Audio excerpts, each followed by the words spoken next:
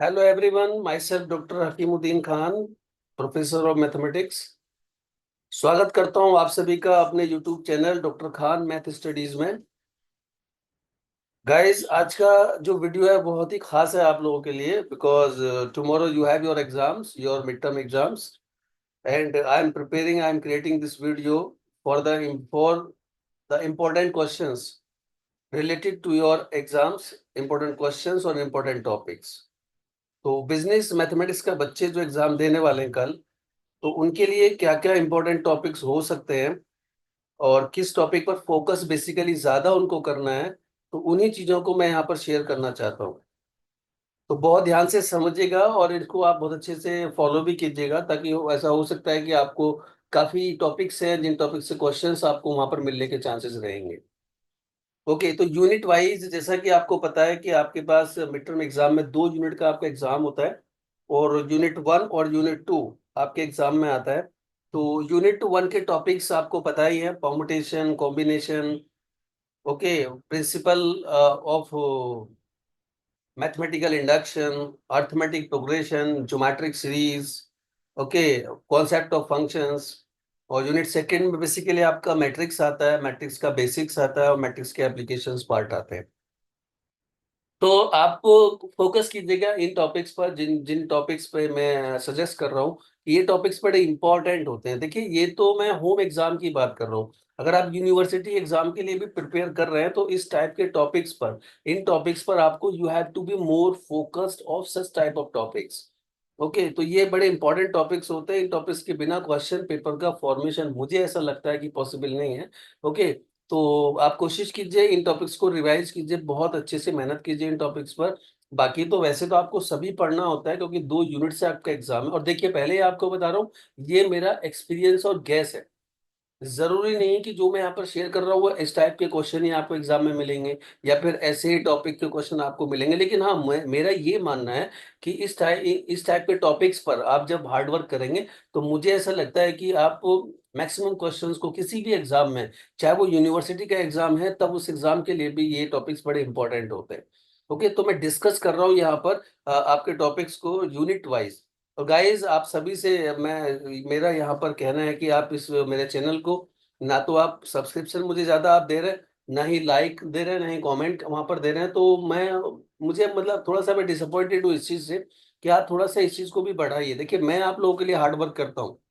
Okay, किस लिए? कि ताकि आप मैथ सीख सकें, आप अपने पेपर में अच्छे से पास हो जाएं, इसलिए मैं ये सब करता हूँ। ओके, तो आपका भी एक ड्यूटी बन जाती है कि चैनल को लाइक करना, कमेंट करना और उसको सब्सक्राइब करना और अपने दोस्तों के साथ शेयर करना। और ये नहीं कि मैं मतलब अपने कॉलेज के बच्चों की बात कर रहा हूँ, मैं ये फाइनली बता रहा हूँ, जीजीएस आईपी यूनिवर्सिटी के जितने भी कॉलेजेस हैं, जितने भी बच्चे बीबीए कर रहे हैं, तो उनके हर कॉलेज में एग्जाम होता है, हर कॉलेज में मिड टर्म का एग्जाम होता है। तो ये टॉपिक्स ऐसे हैं कि जो कि यूनिवर्सल टॉपिक्स हैं, इन टॉपिक्स से क्वेश्चंस को आने के चांसेस बहुत ज्यादा होते हैं। ओके, तो मैं स्टार्ट करता हूँ यहाँ पर आपको topic wise some important topics for examinations. Unit 1। देखिए, यूनिट 1 में आप स्टार्ट सबसे पहले आप कीजिए कि फैक्टोरियल क्या होता है। तो फैक्टोरियल से स्टार्ट आपको करना है और फैक्टोरियल की डेफिनेशन बेसिकली क्या होती है और फैक्टोरियल को किस तरीके से हम सॉल्व करते हैं, ये टॉपिक आपको आना चाहिए। क्योंकि फैक्टोरियल के बिना ना आप परमुटेशन कॉम्बिनेशन को सॉल्व नहीं कर सकते। This is the very basic topic और क्वाइट इजी टॉपिक।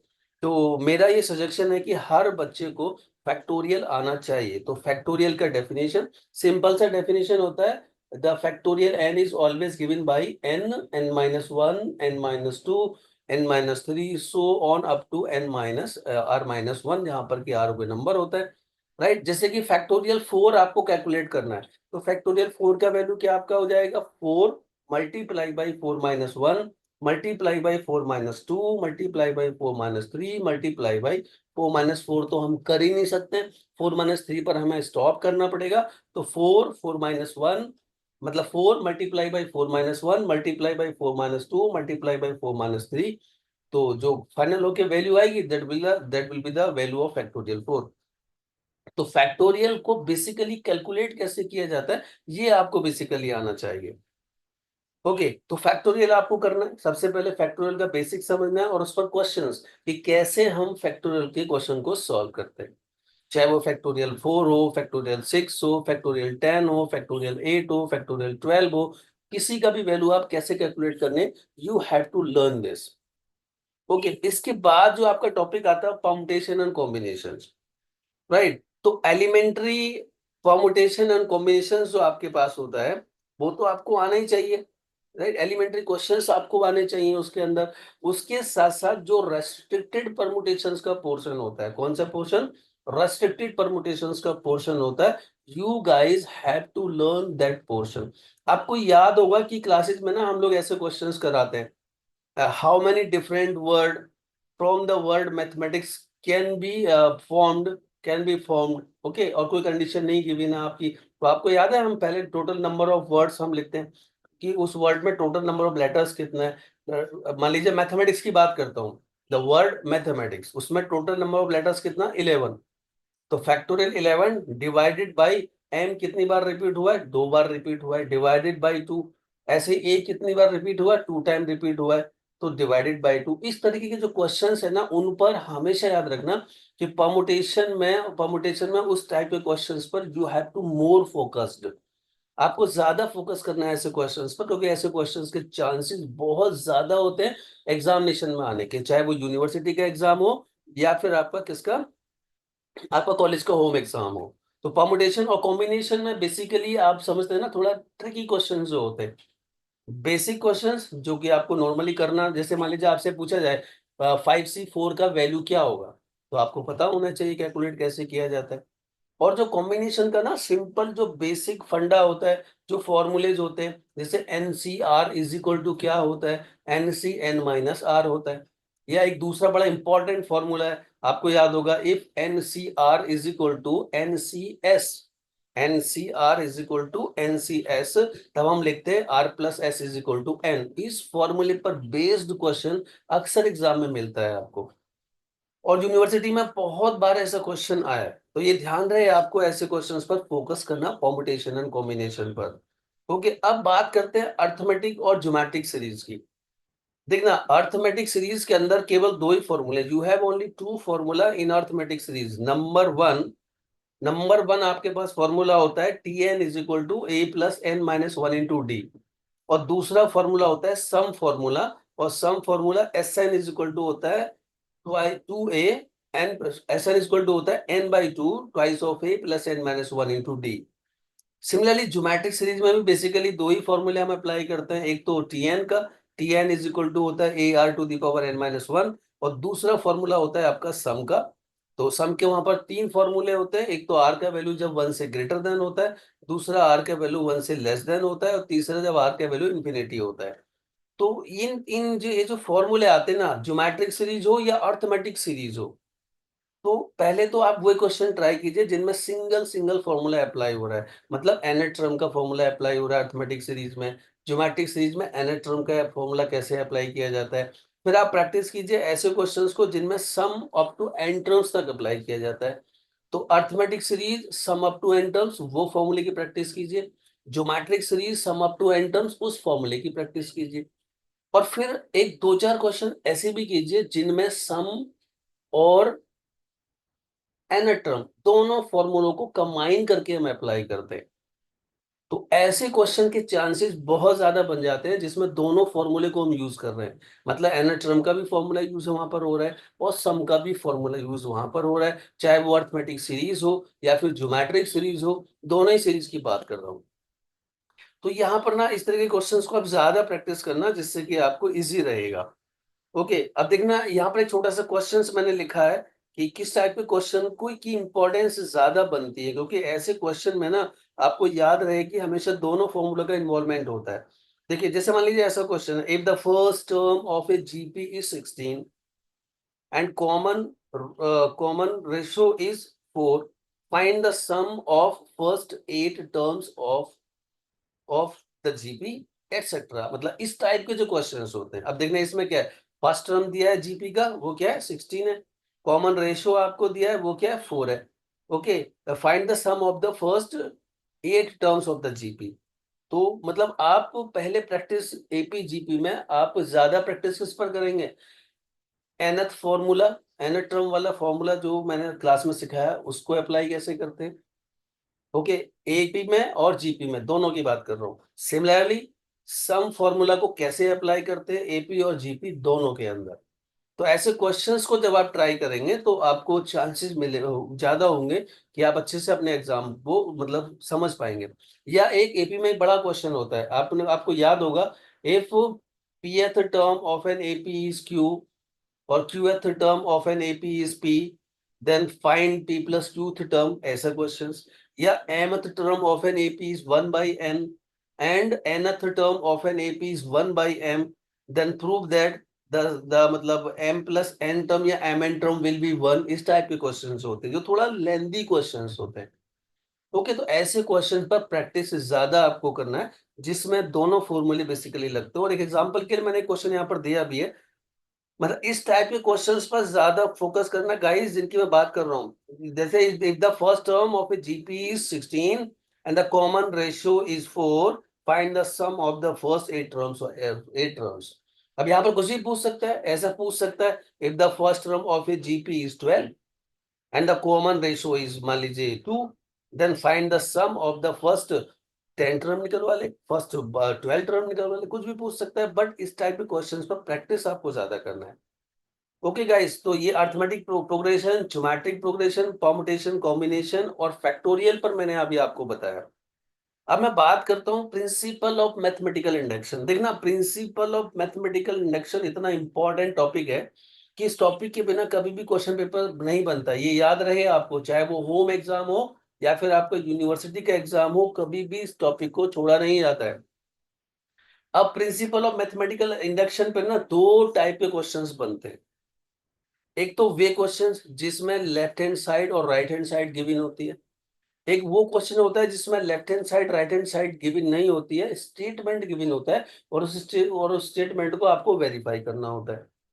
तो जहां पर होम एग्जाम को हम मानते हैं ना, होम एग्जाम को, तो होम एग्जाम में जो फर्स्ट वाला पार्ट है उसको प्रायोरिटी इसलिए देते हैं क्योंकि बच्चे ना नए नए आते हो, काफी बच्चे नॉन मैथ बैकग्राउंड के भी होते हैं। तो जो फर्स्ट टाइप वाला पार्ट है वो क्वाइट इजी होता है in comparison of the second type वाला। तो जो फर्स्ट टाइप वाला क्वेश्चन है, जैसे कि देखिए, सबसे पहले तो आपको प्रिंसिपल ऑफ मैथमेटिकल इंडक्शन का स्टेटमेंट आप अच्छे से पढ़िए कि क्या स्टेटमेंट होता है पीएमआई का। और स्टेटमेंट अगर आपको समझ में आ गया है तो उसके स्टेप्स क्या क्या है, वो सारे स्टेप्स आपको आने चाहिए। मतलब पीएमआई को किसी भी हाल में छोड़ना नहीं है, हर हाल में आपको सीखना है। पीएमआई पर कैसा ही भी क्वेश्चन आपके एग्जाम में आ जाए, ओके, प्रायोरिटी दीजिए आप फर्स्ट टाइप के क्वेश्चंस को। ओके, तो कैसा भी क्वेश्चन आपके पास आ जाए वो आप कर पाए, इस टाइप की प्रैक्टिस आप कीजिए क्योंकि पीएमआई कंपलसरी टॉपिक है, हमेशा एग्जाम में पूछा जाता है, चाहे वो होम एग्जाम हो या फिर आपका यूनिवर्सिटी एग्जाम हो। ओके, तो आप इस पर प्रैक्टिस कीजिए, इसकी डेफिनेशंस वगैरह लर्न कीजिए, स्टेप्स आपको पता होना चाहिए कि अगर आपसे मान लीजिए ये भी पूछ ले बाई चांस कि write down the steps of principle of mathematical induction, तो आपको पता होना चाहिए how we write down the steps. Okay, और इस पर क्वेश्चन करना मत भूलना क्योंकि इंपॉर्टेंट टॉपिक है, हमेशा क्वेश्चन आता है। राइट, तो अब देखिएगा ऐसे क्वेश्चंस, इस पे जो फर्स्ट टाइप के क्वेश्चंस ये बनते हैं। Okay, learn the statement and all steps for calculations, practice the questions like, इस टाइप के क्वेश्चंस को प्रैक्टिस करना है कैसे, जैसे 1 + 2 + 3 + 4 plus so on up to n is equal to n+1/2, मतलब prove by principle of mathematical induction. या इस टाइप, इन सबका मेथड एक है, 1² + 2² + 3² + 4² + 4² + 4² plus so on up to n² equal to nn+1 to n+1/6। या फिर 1⁻³ + 2⁻³ + 3⁻³ + 4⁻³ + so on up to n⁻³ equal to nn+1 का whole cube by 8। मतलब ऐसे स्टेटमेंट को आपको प्रिंसिपल ऑफ मैथमेटिकल इंडक्शन से कैसे हम सॉल्व करते हैं ये आपको पता होना चाहिए। ओके, तो तो पीएमआई को बहुत अच्छे से करना है, हमेशा क्वेश्चन याद रखना, चाहे वो होम एग्जाम हो या फिर यूनिवर्सिटी एग्जाम हो, इस टॉपिक को नहीं छोड़ा जाता है। तो इस पर practice, do a lot of practice, चाहे क्वेश्चन कैसा ही भी आ जाए, कहीं से भी आ जाए, पर आपको पीएमआई के स्टेप्स पता होना चाहिए। इसके बाद मैं बात करता हूँ मैट्रिक्स की। देखना, अर्थमेटिक सीरीज हो या ज्योमेट्रिक सीरीज हो, मैट्रिक्स हो, प्रिंसिपल ऑफ मैथमेटिकल इंडक्शन हो, प्रॉपर प्लेलिस्ट मैंने बनाई है आप लोगों के लिए। जब आप मेरे चैनल पे जाएंगे तो वहां चैनल पे क्लियरली लिखा हुआ है, चैनल पर क्लियरली लिखा हुआ है प्लेलिस्ट फॉर बिजनेस मैथमेटिक्स। तो बिजनेस मैथमेटिक्स का जो प्लेलिस्ट है उसमें आई थिंक मुझे लगता है कि 10 या 12 वीडियोस वहां पर होगा। मैंने बिल्कुल टॉपिक वाइज उसमें आप लोगों के लिए किया हुआ है। आप चाहे तो रात में बैठ के देखें, उससे सीखें, उससे समझें। और जो क्लास में जो बच्चे मेरी क्लास में पढ़ते हैं वो मेरे क्लास नोट को भी पढ़ें, और जो बच्चे अदर क्लासेस में पढ़ते हैं वो जो उनके टीचर्स ने कराए हैं उस क्लास नोट को पढ़ें, पढ़ के अच्छे से तैयार करें। और वीडियोस से भी अगर कहीं पर लगता है तो वीडियोस को भी एक बार देखें। तो वीडियोस में मैंने क्लियरली समझाने की कोशिश की है सो दैट कि आप कहीं पर अगर भूल गए स्टेप तो वहां से आप सीख पाए। ओके, तो मैट्रिक्स एंड डिटर्मिनेंट की जो मैं बात कर रहा हूँ, तो अब ये दूसरा यूनिट आपका शुरू हो जाएगा, मैट्रिक्स एंड डिटर्मिनेंट। तो मैट्रिक्स एंड डिटर्मिनेंट में आपको क्या क्या थ्योरेटिकल क्वेश्चन, क्या क्या चीजें आपको पता होना चाहिए। सबसे पहले की तो आपको डेफिनेशन किस किस चीज के बारे में पता होना चाहिए। डिटर्मिनेंट का डेफिनेशन आपको पता होना चाहिए, माइनर का डेफिनेशन, आपको माइनर्स का डेफिनेशन आपको पता होना चाहिए। You should know cofactors, definition of cofactors, definition of matrix. Okay, और इसके बाद square matrix, rectangular matrix, row matrix, column matrix, diagonal matrix, identity matrix, scalar matrix and upper and lower triangular matrix. और एक इसमें और भी आता है सिमेट्रिक और स्क्यू सिमेट्रिक मैट्रिक्स। इन पर फोकस आपका, इनकी definition you have to know, इनकी डेफिनेशंस आपको पता होना चाहिए। क्योंकि आपको याद होगा कि मैंने हमेशा क्लास में भी कहता हूँ कि थियोरेटिकल क्वेश्चंस भी एग्जाम में पूछे जाते हैं। तो ये मेरा सजेशन है, मुझे ऐसा लगता है अपने एक्सपीरियंस के बेस पर कि मैट्रिक्स में ये जो टॉपिक्स हैं जो मैंने यहाँ पर अभी डिफाइन किया आपके स्क्रीन पर हैं, इन टॉपिक्स की डेफिनेशंस अगर आपको पता है तो कहीं ना कहीं से कोई ना कोई क्वेश्चन यहाँ से बनता है, एक क्वेश्चन। तो चांसेस है पूरे पूरे इनमें से मतलब इन सारी डेफिनेशंस में से कोई भी एक या दो या तीन चार डेफिनेशन पूछ सकता है एग्जामिनर आपसे। तो आप इनको बिना लर्न करे एग्जाम में ना बैठे। क्या क्या? Learn the definitions of determinants, minus, cofactors, matrix. Matrix के टाइप्स में क्या क्या लर्न करेंगे आप? Square matrix, rectangular matrix, row matrix, column matrix, okay, and diagonal matrix, identity matrix, scalar matrix and upper and lower triangular matrix। Okay, तो इन सारे matrix को आप, डेफिनेशंस को आप मतलब लर्न कीजिएगा, समझिएगा कि ये क्या क्या होता है। इसके बाद आपका मैट्रिक्स में ना बेसिकली देखिए बाकी सारे एडिशन और सब्ट्रैक्शन पर जो क्वेश्चंस होते हैं ना वो बहुत कम चांसेस होते हैं आपको एग्जाम में मिलने के, क्योंकि वो बेसिक क्वेश्चंस होते हैं। लेकिन जो पहला क्वेश्चन मैट्रिक्स पर मेरी नजर में बसता है, मेरे ओपिनियन में बनता है, वो होता है एडजॉइंट फाइंड करना और इनवर्स फाइंड करना। गाइस याद रहे आपको, इनवर्स फाइंड करने के लिए आपके पास क्वेश्चन जो है यूनिवर्सिटी एग्जाम में भी आता है, तो आप उसको बहुत ध्यान से पढ़िएगा और बहुत ध्यान से समझिएगा how we find the inverse. Okay, तो learn to find the adjoint and the inverse of the matrix, ये टॉपिक मैट्रिक्स में मोस्ट इंपॉर्टेंट है for the point of view of examination, इधर होम एग्जामिनेशन और यूनिवर्सिटी एग्जामिनेशन। तो एक simple सा question भी मैंने आपके साथ शेयर किया है यहाँ पर, find the inverse of the matrix A is equal to this. मान लीजिए ये मैट्रिक्स आपके पास है, तो इसका इनवर्स कैसे हम फाइंड करेंगे। और जो बच्चा इनवर्स कैलकुलेट करना जानता है वो एडजॉइंट तो ऑब्वियसली सीखा हुआ ही है, क्योंकि एडजॉइंट सीखने के बाद ही इनवर्स निकालते हैं। राइट, तो तो आपका एडजॉइंट हो गया, इनवर्स हो गया। जिसको इनवर्स कैलकुलेट करना आता है ना वो solution of system of equation easily कर लेता है। ओके, तो अब ये इनवर्स इतना इंपॉर्टेंट है, तो इनवर्स पर फोकस मैक्सिमम करना है आपको मैट्रिक्स में, क्योंकि इनवर्स अगर कैलकुलेट करना आपको आ गया तो आप क्लियरली क्या कर पाएंगे? Solution of system of equations को कर पाएंगे। ओके, इसके साथ साथ एक टॉपिक बनता है क्रेमर रूल। क्रेमर रूल से सिस्टम ऑफ इक्वेशंस को सॉल्व करना। गाइस याद रहे हमेशा आपको, यूनिवर्सिटी एग्जाम हो या फिर होम एग्जाम हो, ईदर क्रेमर रूल और solution of the system of equation by matrix method, जिसमें हम मैट्रिक्स का इनवर्स यूज करके सॉल्व करते हैं। इस टाइप के क्वेश्चंस को कभी भी यूनिवर्सिटी एग्जाम हो या होम एग्जाम हो मिस नहीं किया जाता है, क्योंकि ये यही टॉपिक बनते हैं जहां से क्वेश्चंस बेसिकली आपके आते हैं। ओके। और सिंपल सिंपल डिटर्मिनेंट के सिंपल क्वेश्चंस, मान लीजिए जैसे ये क्वेश्चन मैं आपको दे रहा हूँ, if x plus two, 3 plus y plus three is x minus a is equal to 2 3 6 4 8।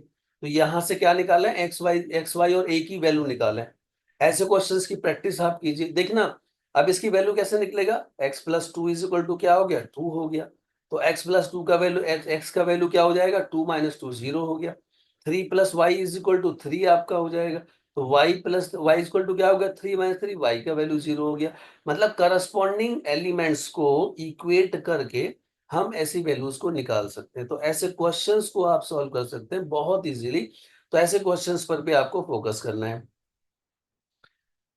इसके बाद सिस्टम ऑफ इक्वेशंस मैंने आपको बताया था। तो कोई भी क्वेश्चंस, ये मैंने एक सैंपल क्वेश्चंस शेयर कर रहा हूं आपके साथ। जैसे ये क्वेश्चन है, x plus y plus z is equal to 5, 2x plus 3y minus z is equal to 6, x minus 2y minus z is equal to 8। ऐसे क्वेश्चंस मतलब solution of system of equation आपको आना चाहिए। तो learn both the method, इधर Cramer rule भी आपको learn करना है कि क्रेमर रूल से सिस्टम ऑफ इक्वेशंस को कैसे सॉल्व करते हैं, और how we solve system of equation by matrix method. ये इतने इंपॉर्टेंट टॉपिक्स हैं जिनको कभी भी एग्जाम में, एग्जामिनेशन पेपर में छोड़ा नहीं जाता है। तो कोई, आप ये बिल्कुल माइंड में मत लेके मत चलना कि ये क्वेश्चन आपको एग्जाम में मिलेंगे। मैं आपको बोल रहा हूँ इस टाइप के क्वेश्चंस के चांसेस बहुत ज्यादा होते हैं एग्जाम में आने के लिए। डिक्टो तो कोई भी गैस नहीं कर सकता कि भाई ये क्वेश्चन एग्जाम में मिलेगा, ये पॉसिबिलिटी नहीं है कहीं पर भी। राइट, लेकिन हाँ, इस टाइप के क्वेश्चंस की आप प्रैक्टिस मैक्सिमम करेंगे तो चांसेस है कि आप अच्छे से अपने एग्जाम को कर पाएंगे।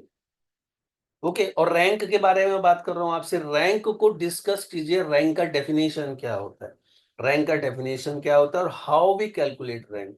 तो सेकेंड यूनिट के लिए मैंने इंपॉर्टेंट टॉपिक्स कौन सा बताया, कुछ डेफिनेशंस बताई। उन डेफिनेशंस को आपको लर्न करना है, जो मैंने वीडियो में अभी थोड़ी देर पहले बोला।